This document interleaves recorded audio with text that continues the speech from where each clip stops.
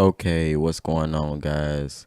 And today we're going to be talking about the Art Tube MP / C, which means for compressor. So I'm trying to get this pulled up. Let me see. Cool.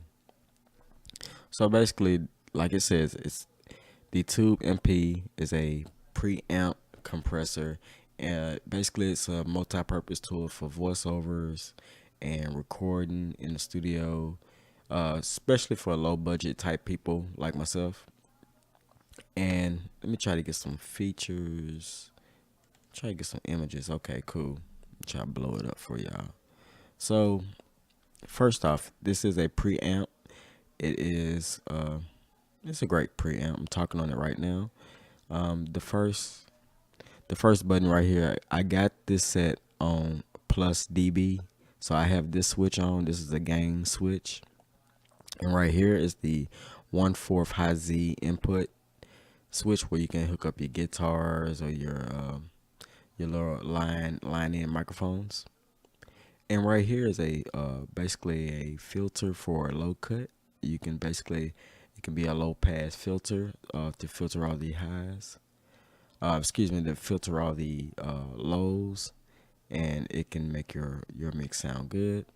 And right here we have a V meter, green, yellow, red, or from green is good and red is bad, clipping. Then right here under this, you have a gain switch, and uh, the gain switch is basically hooked up to the tube, so it just adds warmth and more coloration into your workflow and stuff like that. So you can try those. But you see this little slash? These little slashes are, if you look in this section, you just have the mic input gain and what that does with that. And if we look in the middle, you have the gain reduction, which means it is compressor, octo compression, and a limiter. And I guess the slope button is the limiter slope. If you leave comments on them below, let me know if that was right, because I didn't read the manual. I just started working with it, and it's great. And this switch right here, it turns on the octo compression. I'm just gonna call it compression.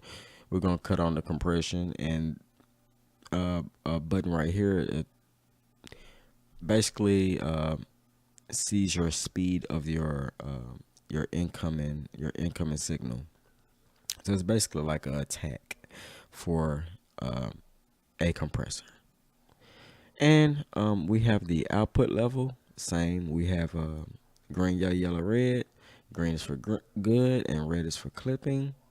And under that, we have a phase invert switch.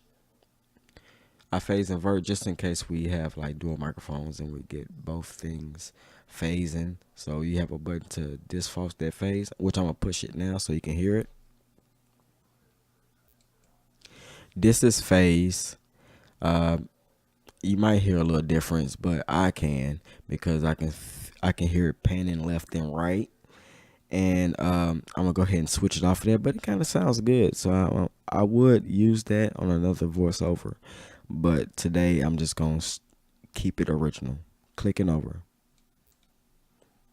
All right. Okay. Let's look at the back and see what's on the back. So on the back, excuse me. You see the front. I'm gonna give you okay. Like I said, this is the input. All this section is the input. In the middle section is the compressor, and right section is the output. So it's like a chain. 1, 2, 3. And let's look on the back of this one. On the back of it is a 9 volts AC plug.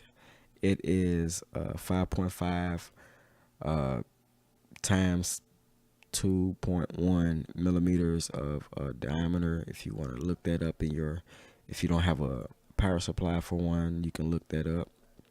So I just gave you some information about that. This is the power on and switch. The first one, the Art Tube MP, didn't have a switch. So I guess when they made the project series, they install the switch so I wouldn't have to solder one to make a switch to cut it off, because it could just like run all day. You never know, unless you had it plugged up.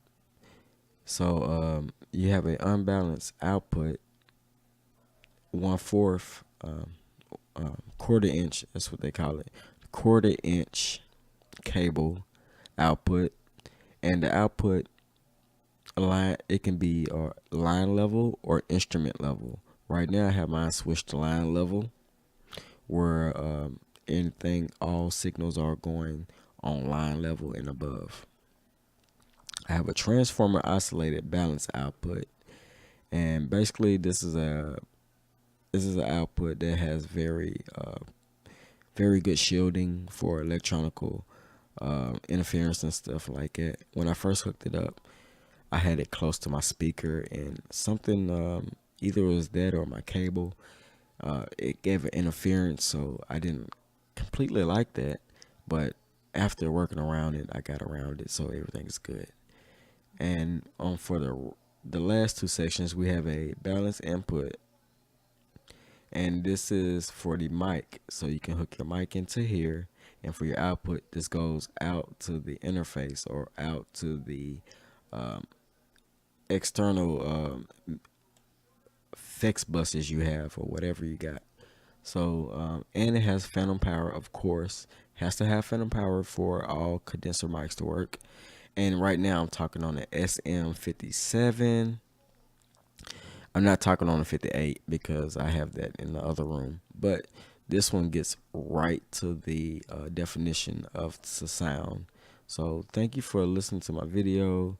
And, just check out. Oh, excuse me, I forgot to tell you about the chips. Not the chips, but the tubes.